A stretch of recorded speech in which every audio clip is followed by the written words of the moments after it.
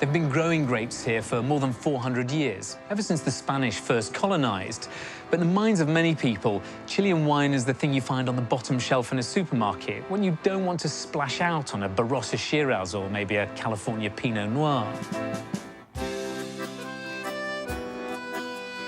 But things are changing, and modern Chilean wine has more style, more elegance, grace, and often a bigger price tag. Achieving this change hasn't been easy for Chile. It's a country that's lived through extensive periods of war and revolution, dictatorship and colonization. What better place to understand these changes and the effects they've had than by meeting sommelier Ricardo Grelle at a pisco bar in the country's capital of Santiago. Pedro, ¿puede hacer un pisco sour y un pichuncho, por favor? These two cocktails made in pisco. This one I recognise first. This is a pisco sour. This is a pisco sour. Probably in every corner of Chile, somebody will offer you a pisco sour as a refreshing drink. It's a citrusy drink, and it smells like lemons and limes. Absolutely. It's a sour. It's 3 parts of pisco, 1 part of lemon juice, and some sugar on top. That is very refreshing. It is. Pisco seems to be interrelated with Chile's wine history because you started planting grapes 500 years ago, something like that. But then that wine production was suppressed by the Spanish, is that right? It's suppressed by many things. Jump in the history and the beginning of 70s, because the Pinochet and the military regime. You have unsafe country in politics and economic. Nobody want to invest in that country. Nobody changed the face of the wine at that time. It was just focusing bulk production, a lot of kilos per hectare, and just massive quantities of wine for export. And Chile was a kind of low-quality product. The early 1970s saw Chile become a country in which industry was heavily nationalized. For winemaking, this meant quality was sacrificed for quantity. However, eventually, the state lost control of Chile's wineries. This encouraged more entrepreneurial producers to really raise the bar. Chile rediscovered its passion for winemaking. It also started a debate about what should be Chile's signature grape. Some of them, they are really pushing mission grape, and mission grape is the flag. The other one is really pushing, no, Carmener is the grape, it's just Chilean. And the other one is still, Cabernet Sauvignon is the real grape that we have. Do you think that that culture's got overseas, that people recognize that Chile has all these other interesting grapes that are growing and different methods? Like a baby step, but we are moving in that way.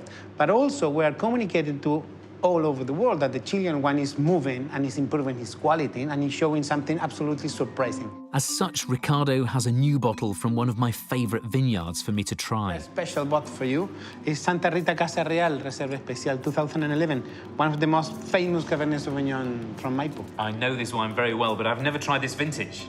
Let's try it. Currently, the first vintage of Casa Real is on sale in one London restaurant for a whopping £850 a bottle. For me, this is Chile's icon wine. Wow. It's still very young, but this is a great wine, isn't it? And I remember this style. It's that very concentrated blackcurrant, but also red currant fruit, which is quite Chilean, isn't it? It's Cabernet Sauvignon from Maipo, from Andes. Now you have this concentration in that kind of Cabernet, especially in Santa Rita, where really, really concentrated. There are other herbs and spices and things, but it's really all about that big fruit, isn't it? The red currant, blackcurrant fruit. So you like it? I do like it a lot. I think this has decided my first stop in Chile. Santa Rita is a short drive south of Chile's capital, Santiago. It's one of Chile's oldest and most respected wineries. Winemaker Cecilia Torres was part of the post-Pinochet revolution that turned Chile's wine on its head. 1989, when you first made this, what was the big change in winemaking for you? In terms of the vinification, is the oak use. In the past, we use a very big vat, and for the oak, it's not a French oak. It's a Chilean oak. It's Raouli. It's not good, no elegant. And now we use, of course, very small barrels and French oak. French oak barrels are considered among the best in the world for aging wine, but they do come at a price. But for Casa Real, it was an investment worth making. But I'm keen to try another wine that's made here, one that I think represents the future of winemaking. It's called Santa Rita 120. Its name refers to the 120 men who found shelter here during Chile's fight for independence in 1814. Winemaker Carlos Gatica has a glass of his Merlot waiting for me and a story to tell.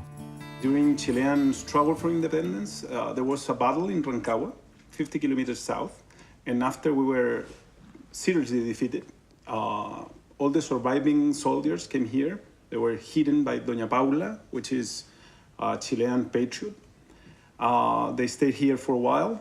They went to Argentina. They rebuilt the army, Chilean army, and 3-4 years later, they gained our independence. So it's a very meaningful place, and it's a great Santa Rita's place. It's a great place to store some wine as well, right. isn't it?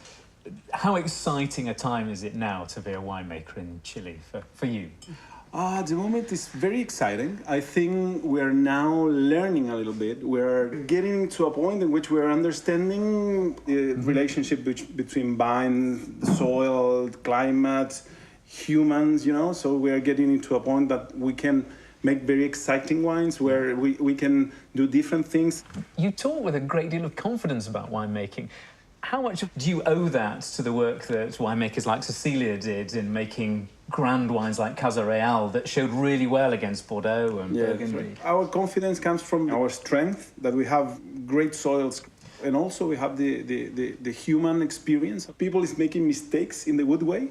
I mean, they are putting things that are completely weird, maybe. Yeah. They are bottling it, and then when you taste them, at the beginning, you're like surprised, but then you understand there is the feeling of you are drinking something which is unique. And that I think is good for the industry. Cheers. Cheers, Joe. Yes.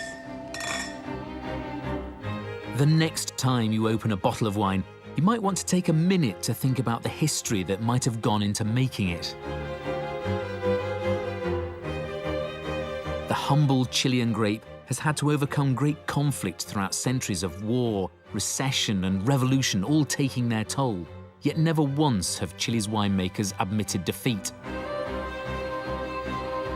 And that is a huge part of what makes this country and its wines so very special.